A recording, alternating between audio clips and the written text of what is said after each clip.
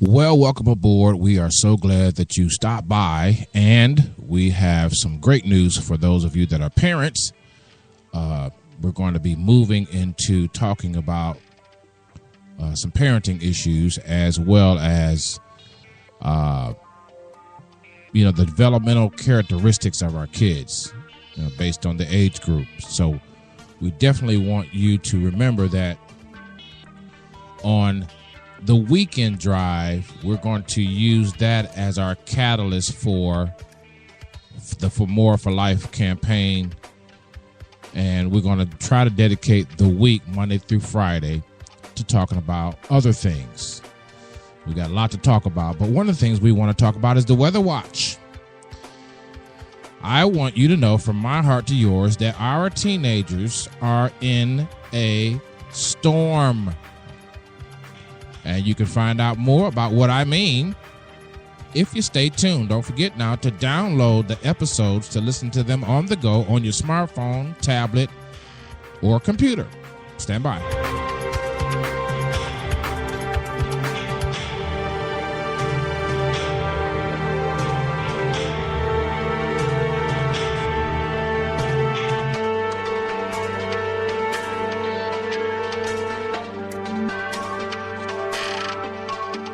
Now, the first thing that I want to get out of the way is this. Teenagers are in a storm, particularly the ones who are I'm talking about the ones particularly who are just entering into this phase here, 12 to, I want to say 12, 13. And those of you that have older teenagers, you can use some of the principles that I'm going to talk about today as part of your repertoire of weaponry that you're going to need to fight the storm, to take shelter. I wanted to call today's, podcast, radiocast, Take Shelter, because, there's a lot of fallout from raising kids. And when they reach those teenage years of a truth, unless you have some wittiness about you and some willingness to make sure that you are able to change tactics and strategies, most parents think they know. And let's just be honest, and maybe we do. But as teenagers are budding, we're contending with a particular storm. And so that's why I called it weather watch. It should be called weather warning because a watch, is one thing, but a warning is something else. But the point is that as we parent our kids, we are faced with a plethora of issues and challenges. And so today what I wanted to do is just say, listen, our kids are going through a storm. That's what I tell. I have 4, and the last one, I always share this with him because I didn't have in my generation the sympathy of this. What I'm going to be sharing with you today, pretty much, it was a little bit simpler, a little less competition on board for us as parents, a little bit better community. But now it's like everybody fend for themselves. Like everybody, as they say in Decatur, everybody had to fend for themselves. You know what I'm saying? So what I want to share with you is that your teenagers are going through a storm, dude. I mean, and you know what? It takes some of the best parents, meteorologists, if you will. I wanted to say meteorologically speaking. I almost said it. But just like you got to be a meteorologist as a parent, you got to read the signs. You got to read the patterns. You got to read the clouds. You got to measure the barometric pressure. You can tell I'm not a weatherman. You know what I'm saying? You know what I'm saying? But that's what parenting is about. I mean, if you're trying to parent straight up, you're going to get lost. You're going to get lost. If you're trying to parent like you were raised, you're going to get lost again. You gotta be flexible enough to know the characteristics of the storms that our kids are in. And so in general, now, this is a general situation I'm going to share with you is general now, meaning that it's the norm normally. There may be some exceptions, but our kids are developing, I'm talking about the age group between 13 and 16. Let's talk about what they would normally intellectually do. All right. The child that is developing in your house that's between 13 and 16, you can look for these situations. The red flag gonna go off as soon as I say this right. Arguing skills improve and are demonstrated often with great passion.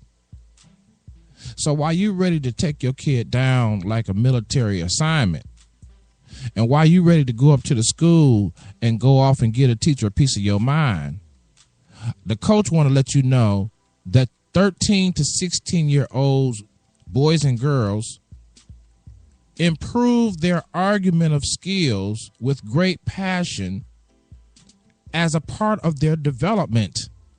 Hello. And let me just pause here and tell you what I hate about the school system. The traditional school system in America, the traditional system, now I'm not talking about charter schools, private schools, and all that, the specialties and all that, is that there's no wiggle room for our kids. There is no wiggle room for our kids. You damned if you do and you damned if you don't. You get this big, thick school rule book that they have to follow, walking straight lines in the hallway, don't talk, don't socialize, time out. I don't want to get into that right now. I just wanted you to be at ease this morning in this weather watch of parenting. That kids between the ages of 13 and 16, developmentally speaking, improve their skills to argue. And second, they improve their skills to reason. Now, up to now, I know you thought your kid knew what they were talking about, but most of them imitate what they see and what they're exposed to. It doesn't mean that they have a full bag of reason.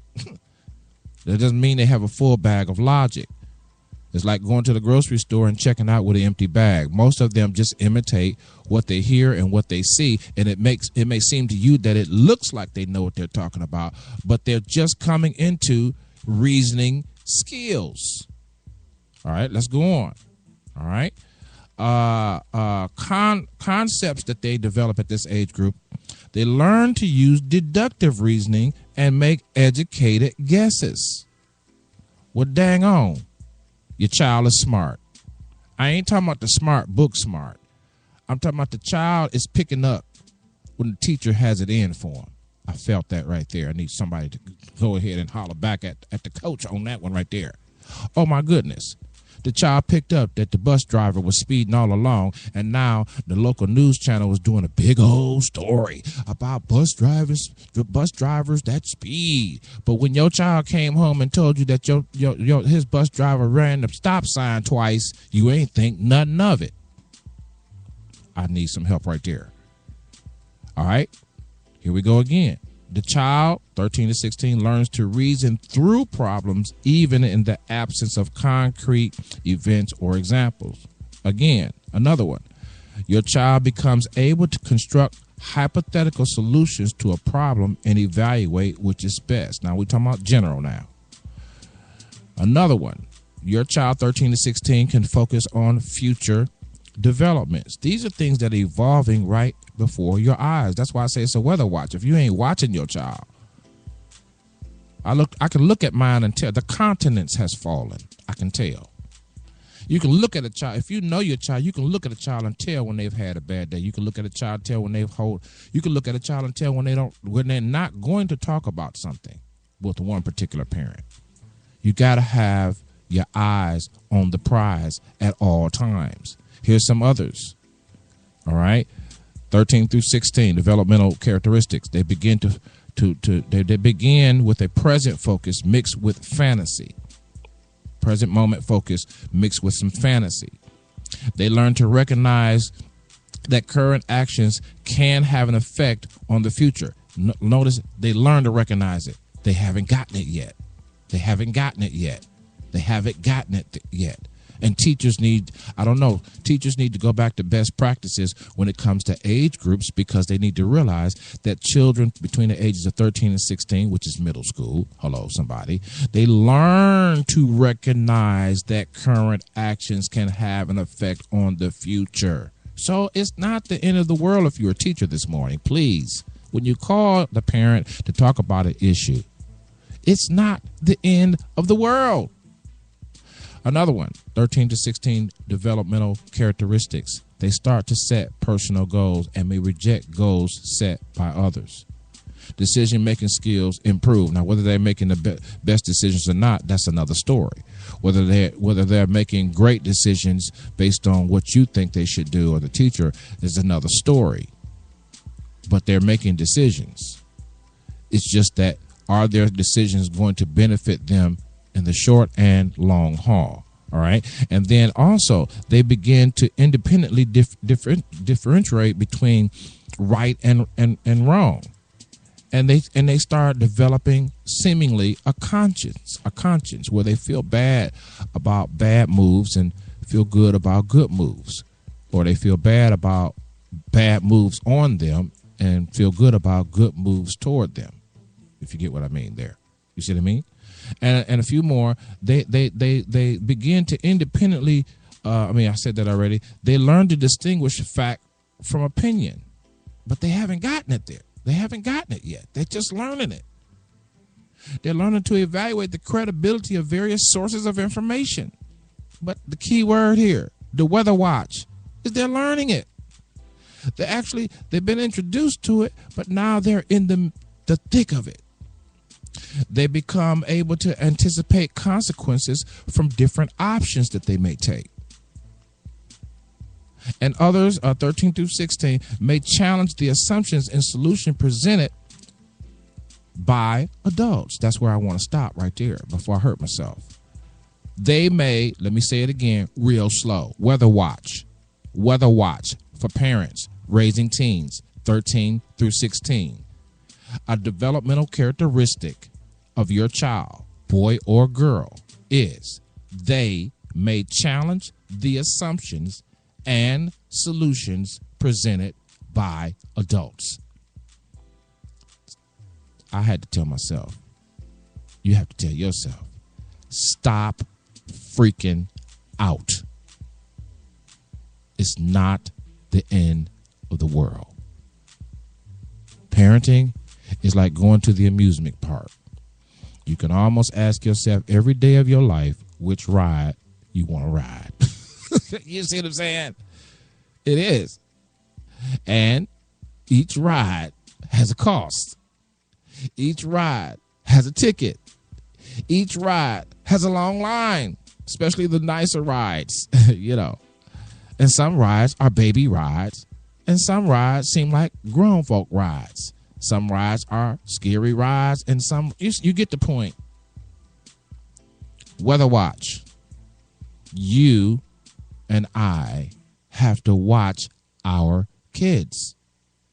We have to watch them. Not watch them, make sure they don't get in trouble. I'm not talking. Watch them developmentally. I didn't have my coffee this morning. Watch them characteristically. If I put that right, I know I got some English teachers out there that's going to email me and correct me on some stuff. It's a weather watch. What is the forecast of your child this week? What is the forecast? The 5-day forecast for Joey. The 5-day forecast for Tiff.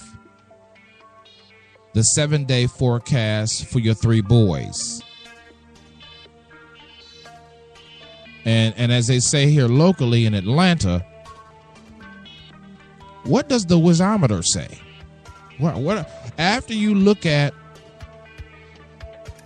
the possible characteristics, after you look at the signs, the patterns, the scientific data, the question becomes, what and how are you going to rate your child on the whizometer? Imagine that. Don't forget to follow me on Spreaker, Twitter, Facebook, YouTube, at Select USA TV. And whatever you do, we're going to go back to For More for Life campaign on the Weekend Drive. See you next time.